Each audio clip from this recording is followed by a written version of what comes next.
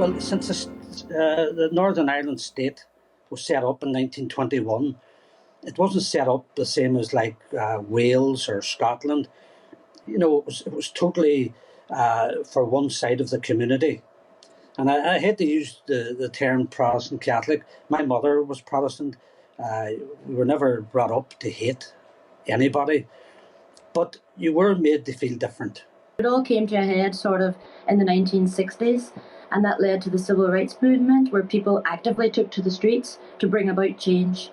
And they were demanding votes, one man, one vote. They wanted better housing. They wanted equality in jobs. There would be a sign, job vacancy, no Catholics. So, but now, today, that has totally changed.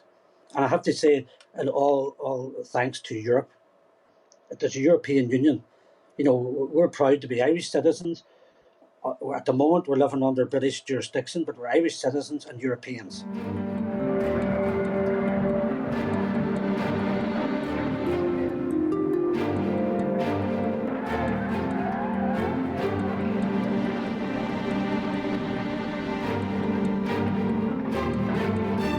Well, I was working in the shop, the store that we had, which was only a matter of a few hundred yards from where the main activity was. So I was there as much as possible, giving support to the people who were fighting there, the stone throwers. There was the stone throwers, there was the people who supplied them, there was the petrol bomb makers. To be honest, looking back, it was exciting. When you're young, it's exciting, because here you were, we'd got off our knees, literally, metaphorically, and we're deciding enough's enough.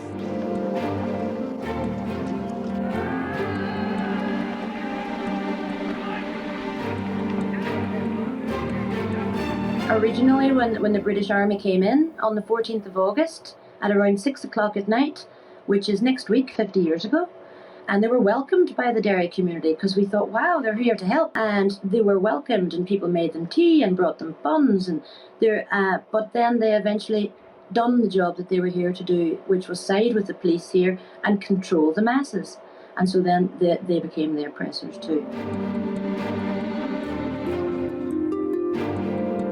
God bless all the people of Northern Ireland.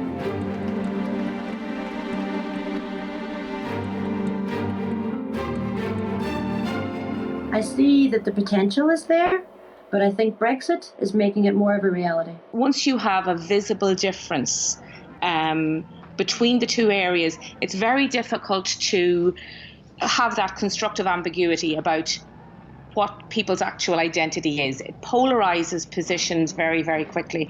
And there is obviously danger that when those positions are polarized, violence can break out again. We can't go backwards. We can't have that again. We can't have something splitting up the country that every time you go to get a pint of milk or get petrol, you have to go through a customs and a border and checks. Derry is on the border, so it's 5 minutes away. It's here. We're in. It's right on. There is no border in our minds, you know? Literally, if my wife went out to the backyard and they hang the washing up, she'd be crossing the border. So, not that she doesn't too much washing, but that's neither here nor there.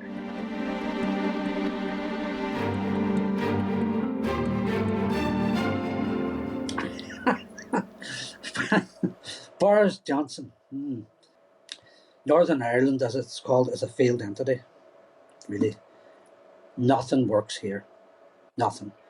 And sometimes I think there is peace, thank God for the Good Friday Agreement, but there's a long way to go for reconciliation.